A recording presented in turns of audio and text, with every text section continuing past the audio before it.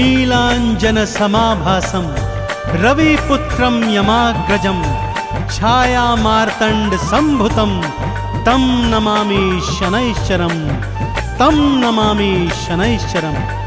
बोलिए शनिदेव भगवान की।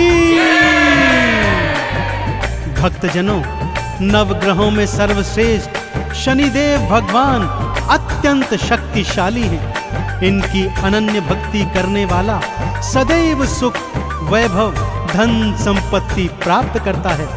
परंतु न जाने क्यों इनकी साढ़े साती से मनुष्य ही क्या देवता गण भी भयभीत हो जाते हैं। जबकि शनिदेव तो न्यायाधीश होने के कारण केवल अपने संचित कर्मों का न्याय करते हैं।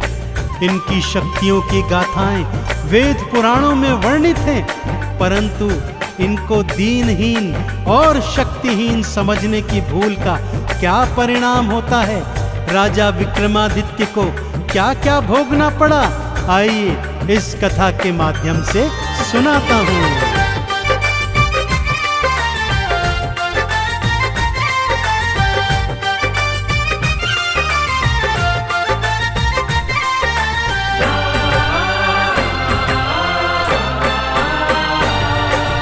सूर्य पुत्र शनिदेव की गाथा, सूर्य पुत्र शनिदेव की गाथा भक्तों बड़ी महान है। भवसागर से पार हुआ वो जिसने किया गुणगान है, जिसने किया गुणगान है। सूर्य पुत्र शनिदेव की गाथा भक्तों बड़ी महान है। भवसागर से पार हुआ वो जिसने किया गुणगान है, जिसने किया गुणगान है। सूर्य पुत्र शनिदेव की गाथा।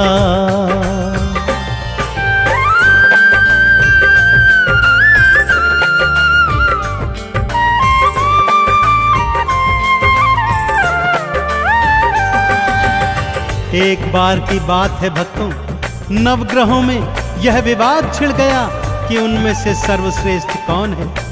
जब विवाद नहीं सुलझा तो 9 के 9 ग्रह त्रिदेवों की शरण में आए, परंतु त्रिदेव भी उनके इन प्रश्नों का उत्तर नहीं दे पाए। इस पर देवर्षि नारद ने नवग्रहों को बताया कि पृथ्वी लोक पर विक्रमादित्य नामक एक अत्यंत न्यायप्रिय राजा है, वही आपके प्रश्नों का उत्तर दे पाएगा। नारद जी की बात मान 9 के 9 ग्रह विक्रमादित्य के सन्मुख आए और वही प्रश्न दोहराया। विक्रमादित्य ने अलग अलग धातुओं के आसन बनवाए और नवग्रहों को अपनी अपनी पसंद की धातु के आसन पर विराजमान होने को कहा। आगे क्या हुआ, आइए सुनते हैं।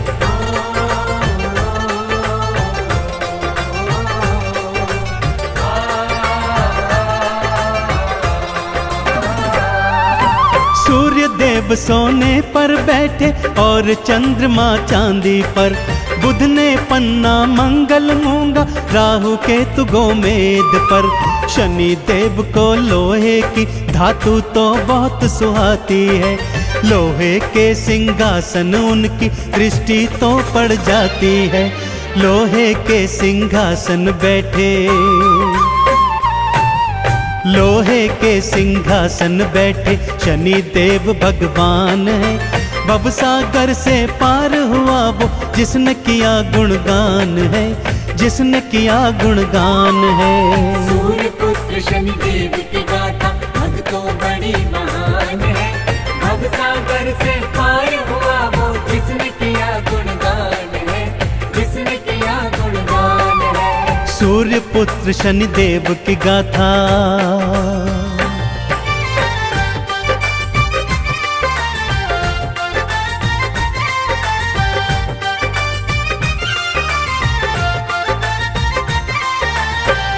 जैसे ही नवग्रह अपनी अपनी पसंद की धातु के सिंहासनों पर बैठे, विक्रमादित्य प्रसन्न मुद्रा में बोले, लीजिए निर्णय हो गया। जो ग्रह सर्वश्रेष्ठ धातु अर्थात स्वर्ण पर बैठा है वह सर्वश्रेष्ठ है, और जो ग्रह सबसे निकृष्ट धातु अर्थात लोहे पर बैठा है वह सबसे नीचे है। यह सुनकर शनिदेव का क्रोध 7वें आसमान पर चढ़ आया। मन ही मन वो बोले, राजा विक्रमादित्य, आज और अभी से तेरी 7.5 प्रारंभ होती है। और वो सभा का त्याग कर चले गए। अगले दिन घोड़े का व्यापारी बन वापस दरबार में आए। उड़ने वाला घोड़ा राजा को दिखाया तो राजा ने उस पर सवारी की इच्छा जाहिर की। आगे क्या हुआ, आइए बताता हूँ।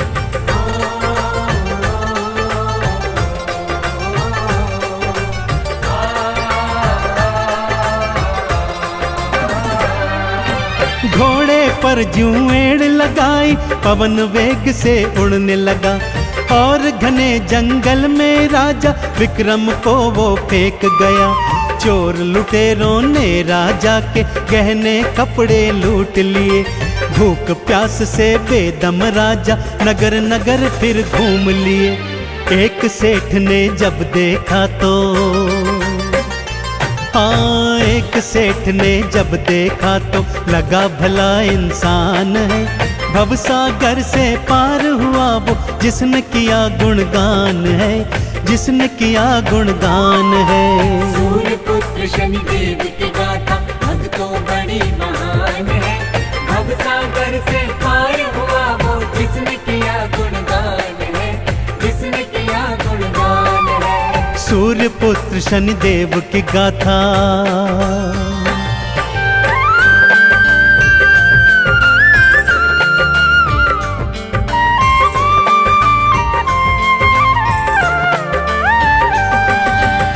नगर सेठ ने जब विक्रमादित्य को भटकते हुए देखा तो उसे भला मानुष समझकर अपने घर में ले आए और उसे भोजन करवाने हेतु वहां पर बिठा दिया।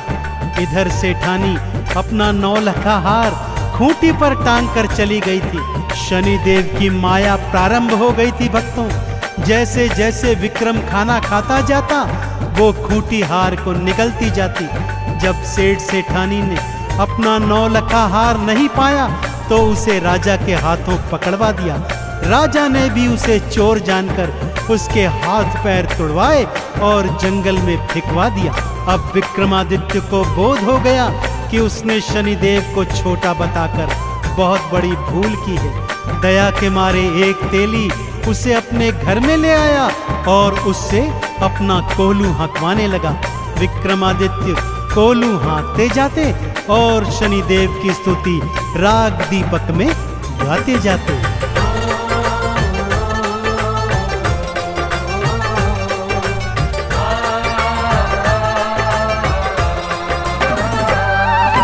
हाथ पैर सब टूट गए थे तेली घर को लूहा के।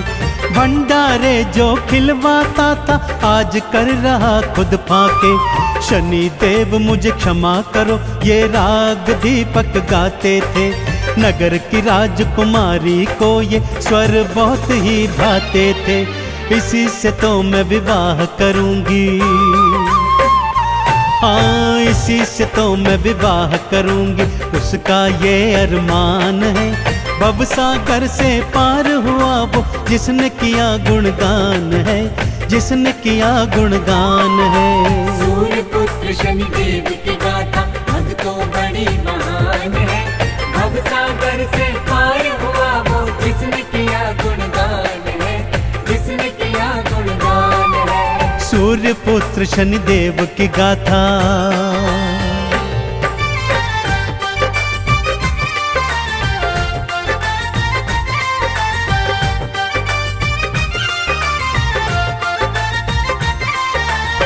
नगर की राजकुमारी को विक्रमादित्य की आवाज इतनी अच्छी लगी कि उसे बिना देखे ही उसने उससे विवाह करने की ठान ली।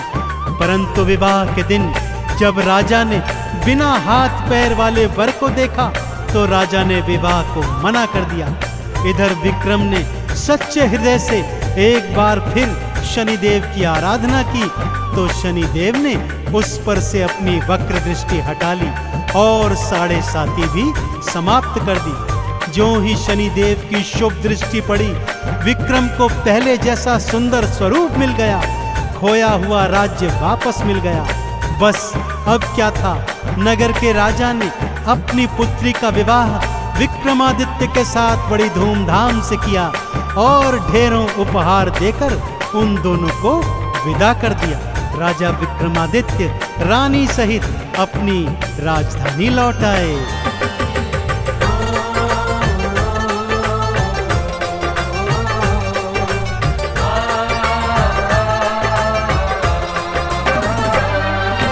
वक्र दृष्टि जब हटी तो भक्तों हाथ पैर वापस आए। खोया राजपाट भी विक्रम देखो फिर से थे पाए। धूमधाम से शादी करके पत्नी सहित वापस आए। आते ही फिर नगर मध्य में शनि मंदिर एक बनवाए। है शनि देवा नवग्रहों में, है शनि देवा नवग्रहों में भक्तों सबसे महान है। भवसागर से पार हुआ वो जिसने किया गुणगान है, जिसने किया गुणगान है। सूर्य पुत्र शनि देव की गाथा भक्तों बड़ी महान है। भवसागर से पार हुआ वो जिसने किया गुणगान है, जिसने किया गुणगान है। सूर्य पुत्र शनि देव की गाथा।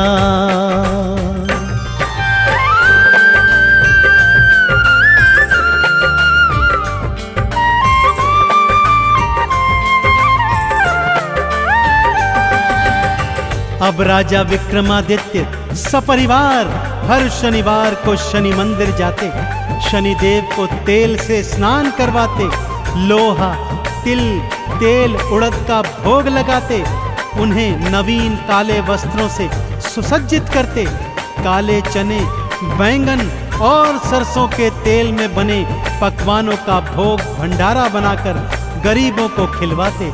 इस तरह वो जीवन पर्यंत शनि देव के कृपा पात्र बने रहे। और भक्तों, यह कथा हमें यह संदेश भी दे गई कि नवग्रहों में सर्वश्रेष्ठ तो शनिदेव ही हैं। तो बोलिए मेरे साथ, भगवान शनिदेव महाराज की।